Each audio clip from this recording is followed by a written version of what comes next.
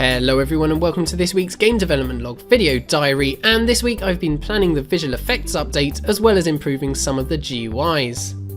Firstly though, I just had one small little update to add to the combat stuff that I was working on last week, and that was giving mobs the ability to do a damage animation when they get hit, which you can see this skeleton doing right now. To do this, I of course had to do some work with the entity editor, and I added these new options here to the health component. This allows me to add any number of damage animations to a mob, and then these animations can then be previewed or removed. Then in the game, when the mob gets hit, it randomly picks one of those available damage animations and carries it out. As I already mentioned, I also did a bit of work on improving the GUI.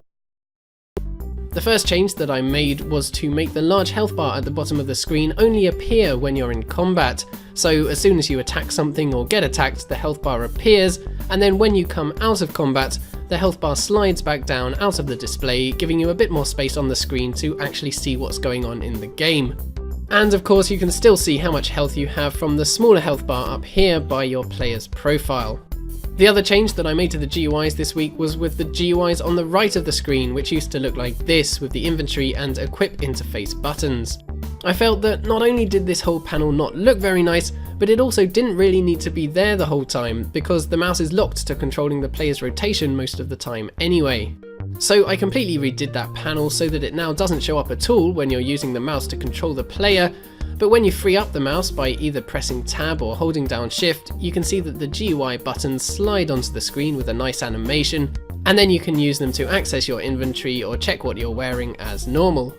Then when you let go of shift or press tab again, the buttons slide elegantly off the screen again, giving you as much space as possible on the screen to actually play the game.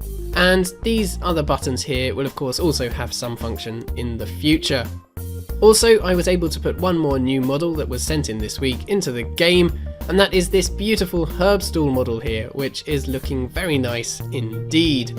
As I already said, I also spent a lot of time planning the upcoming update to the visual effects of the attacks, but I haven't really got anything to show for that in the game quite yet, but you'll be able to see a bit more of what I've been planning in tomorrow's behind the scenes devlog video. And finally, I just wanted to thank you guys for all of the name suggestions that you've been giving me over the last week. I've been putting together a list of all of my favourite ones, and I'll continue to do that over the next week, and then I'll create a straw poll or something before next week's devlog so that you can all vote for your favourite. For this week though, that is pretty much it. Next week I'm going to start work on the new visual effects for the attacks, and hopefully I'll have some exciting things to show you in the next devlog, and I'm also going to start planning the attack editor tool that I'm going to be programming soon, which will allow me to create some exciting looking attacks with all of the new visual effects. There'll be a new behind the scenes devlog video out tomorrow evening, so look out for that, and you can see updates of the game throughout the week by following any of my social media pages. Links are in the description below. But yeah, thank you guys very much for watching this video. Do subscribe if you haven't already. Have an absolutely wonderful week, and I will see you all next time.